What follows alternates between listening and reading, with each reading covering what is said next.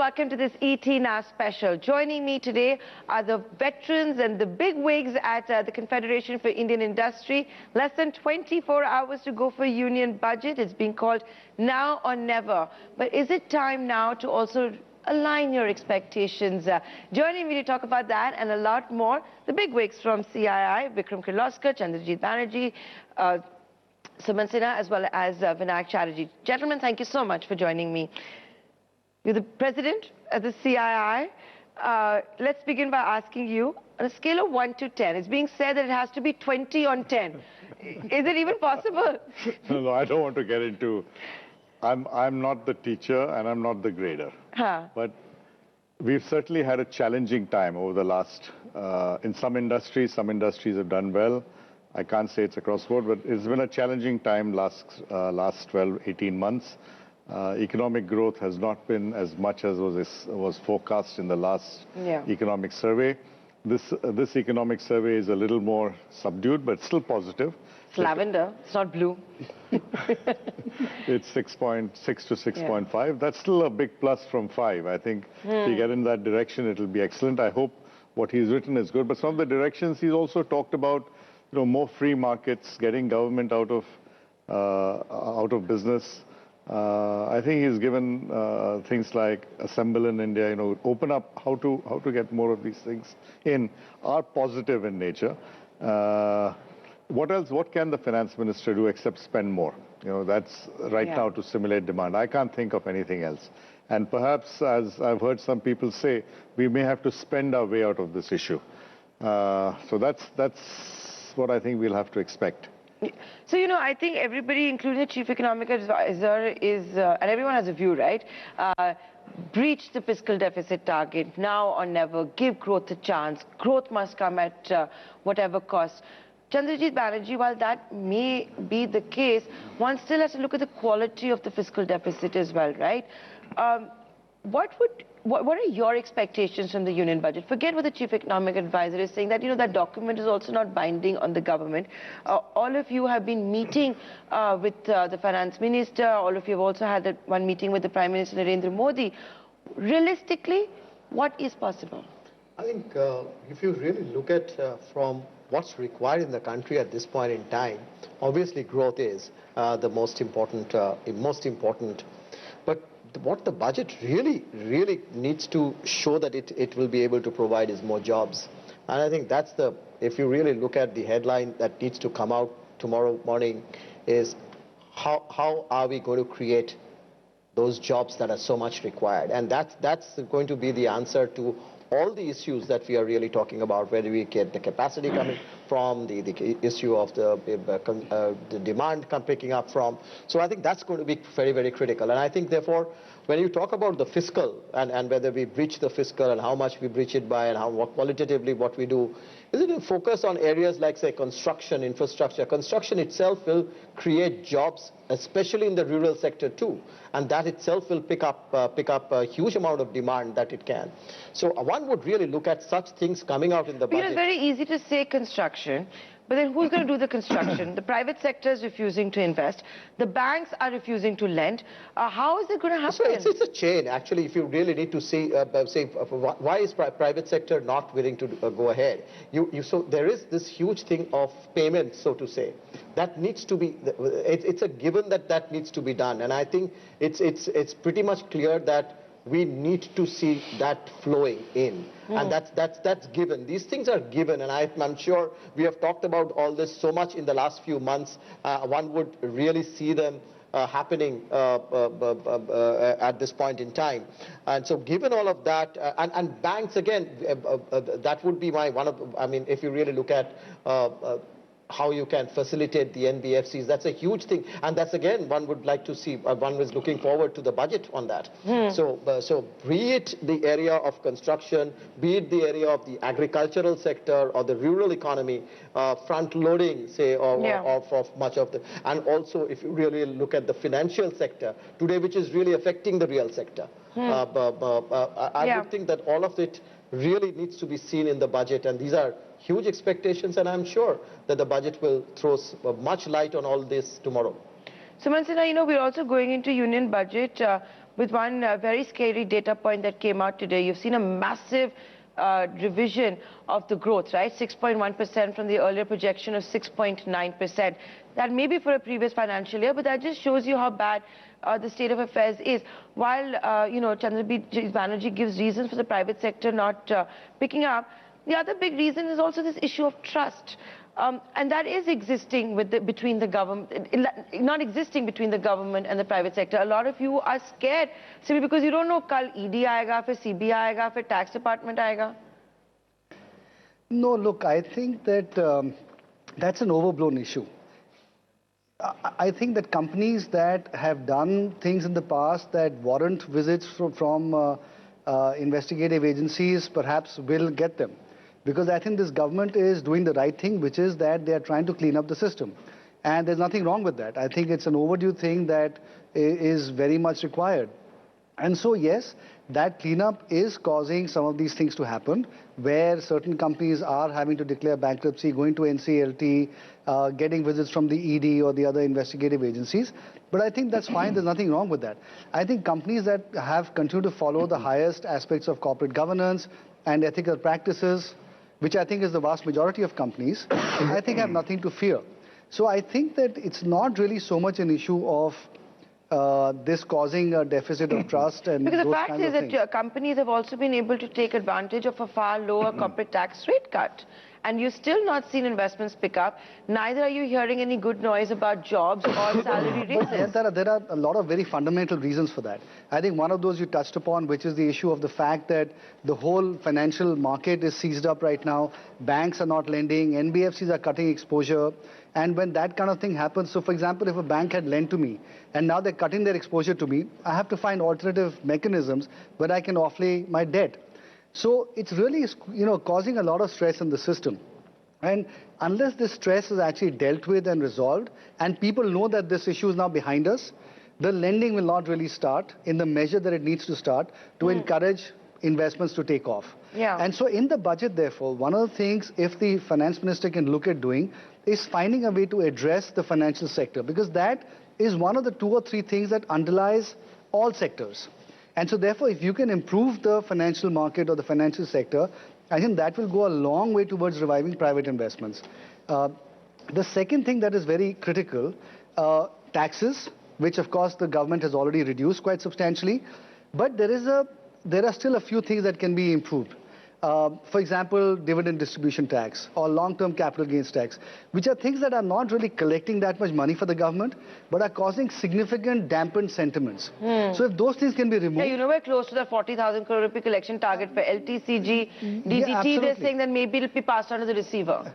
Hopefully it does. At least companies then don't have to pay that tax. So the point is, those kinds of things will just improve the capital market sentiment. It'll improve corporate sentiment, which again, as we know, sentiment being dampened is one of the other key problems.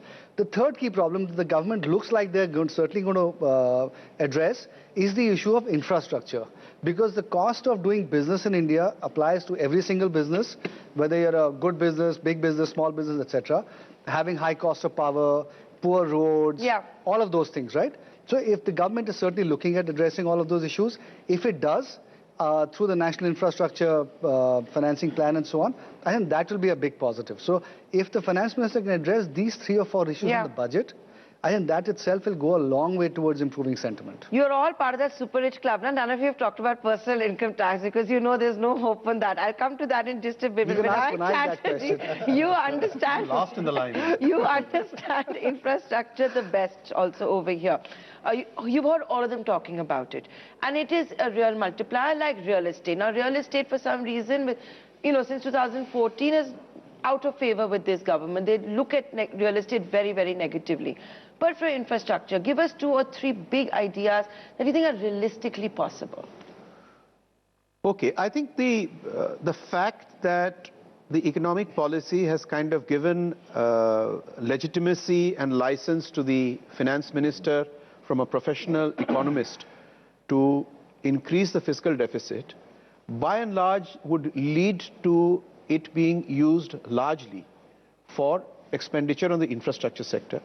From CII, we have recommended that it be slanted a little towards projects in rural India, whether it is water supply, Jal Shakti Ministry is being created, so we are looking for some major outlays there, and rural roads, irrigation. These are all areas where infrastructure can be slightly slanted towards rural projects to put money and jobs in those geographies.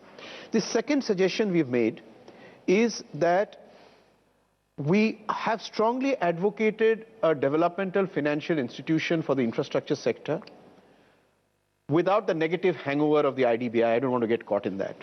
But a new 21st century DFI which will leverage budgetary funds. Now remember, while there is a sanction for fiscal expansion, there is so much the finance minister can do. And has to look for new sources of income as well, right? Therefore, the important thing is not just to use, let us say, in fact, what CI has recommended to the government is that a simple arithmetic, a 0.5% relaxation in the fiscal deficit gives you 1 lakh crore, right?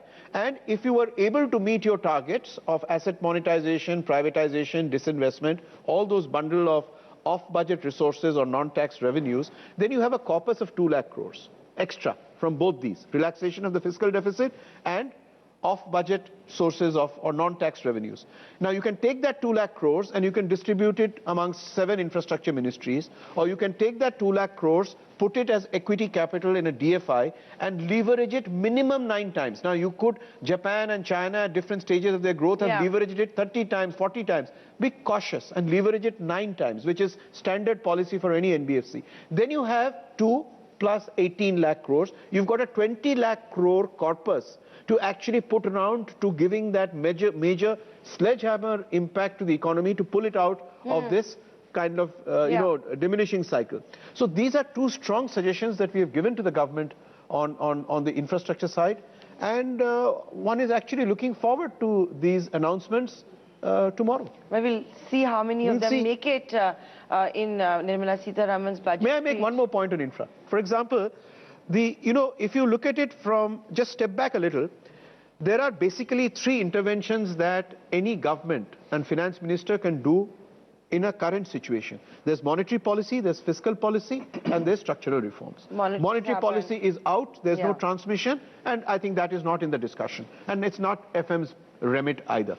So she's basically got fiscal, and there is a limit to how much you can do before you invite criticisms of a downgrade or profligacy. So you can do 0.3, 0.4% max. So there are limitations on what you can do there vis-a-vis expectations. So the expectation is structural reforms and a huge degree of emphasis on non-tax revenues. In fact, we have a genuine credibility problem in this country that announcements on disinvestment targets are never met. This year, the target was... No, they met them in the last 2-3 years. Well, let me talk of this year. You're used to them not meeting them, but this year is looking difficult. This is 18,000 crores out of a 105,000 crore target. But in this year, without the major capital transfers that happened in this fiscal, from the Reserve Bank of India and the dividends, which are not going to happen in 2020-2021. You're not going to have the luxury of relying on RBI capital transfers. You've got certain stresses on tax collection. You have to focus on disinvestment, monetization, privatization. The government has no business being in business. I believe that is the call that has come from the Prime Minister's office. You can't just announce a target. You'll actually have to stand hammer and tongs and see that it's happening. BPCL, let's see what happens with Air India. They're seeming more confident. Instead of just 2 of them, there need to be 10 companies. We understand the Niti Aayog is coming out with a list. You need to do it in companies like ONGC and all. I mean, you need to really move towards that. And both brownfield as well as asset monetization, along with look at government-run companies which are doing well. I think that's where we need to see dilution. That's where the revenues are going to come from, because revenues is a big challenge. And at this point in time, revenues, as you said just a while back, I think the government would also need to look at revenues. And revenues, today you already have a situation where you have lower taxes and therefore you are challenged. But historically, we have seen whenever you have lower taxes, you're actually... Your compliance goes up, you collect more. So we'll have to give space to that, number one. Number two, at the same time, you will have to see, look at the rationalization of taxes. And DDT is one of the things that you can do to see And even on the GST front, which is of course not But everything that's is not not a part part of of the the purview budget. of the union Yeah, not budget. a part of the budget, but there is a lot of scope on revenue if you do some In rationalization. fact, I want to bring Vikram Kirloskar in on this. You know, you're also from an industry which started the whole slowdown noise, right? Motown, auto, no jobs, cut in production, you know, unscheduled cuts and all of that. There is now a view that you have started seeing the auto sector pick up. Now again, January apparently has not been that good. You know, similarly, you heard other noises from the government. Airline traffic has picked up. Electricity data is looking up. So it's not as bad as industry cries. But having said that, for your sector, which signifies consumption, it's been bad. It's been bad. It's been bad for the last 18 months. Yeah. And what do you do? Like, do you just announce that cut in personal income tax? Because people are saving. If they're not buying biscuits, they're certainly not going to buy cars. You know, they're not going to buy cars. I think in the car industry, there have been some good things structurally in the country. One is the number of metros. 2 cities have gone to, I think, 18 cities. I think certainly I take affected. metros, I take Uber, I take Ola. You take all that? Yeah. Okay. Then the other thing which I feel also, okay, besides the NBFC crisis and not getting enough retail finance, you know, last couple of years, inflation has been at a very, very low point. And if I look at salary increases in Bangalore, where I live, have not been as high now as they used to be. And I think when people buy a big ticket item like a car with the associated EMI and things, it hedges very well with a continuous salary increase, a higher salary increase. Once that starts coming down, you start thinking twice, you know, do I need to do it this year or can I wait another year? Yeah. And I think that has been a bigger effect. The know your customer requirements, the KYC requirements for a guy buying a car, what used to, if I went to buy a car, 4 people would try to sell me finance. It doesn't happen anymore. I have to wait 4 to 5 weeks and try with 4 or 5 people to get finance. So there's a change in the whole structure of how things are scrappage policy, how crucial is that going to be? I think scrappage policy is very crucial, not only for the industry. I think it's more important for the environment. Yeah. I think we should look at it more from the environmental viewpoint rather than from the industry viewpoint. In fact, he's wearing a badge dedicated right now to sustainability. And Chandra Banerjee, if I could come to you with that, you know, since we're talking about sustainability, you've had someone like Larry Fink of BlackRock say that that is what is going to decide. Actually, Sumant should also come in on this, on portfolio allocation and the way the finance world works. Is this also going to be a miss if Nirmala Sitharaman doesn't look at climate, doesn't look at environment? Yes, we need to look at our finances and jobs, but hey, we have a right to breathe clean air too, right? Absolutely, and I think, I mean, that's a given, and I think that there's no way that one can negotiate on that. And I think we would have to focus on sustainability. We'll have to look at the entire spectrum of sustainability as we look at the budget, and it must incentivize. Incentivize, and that's one of the critical outcomes of the budget that is expected. And secondly, I think the government overall goals, if you see over the last few years, have been pretty much consistent. If one looks at the entire area of climate, the entire area of the sustainable developmental goals that the government, and we are pretty much aligned with it, and I think it should just take that forward. Correct. So let's see if that actually happens, because, you know, for the youth, and we keep talking about our demographic dividend. Let me talk on sustainability, since you pointed out this badge. Sustainability depends a lot on a behavior change. Correct. Individual behavior change.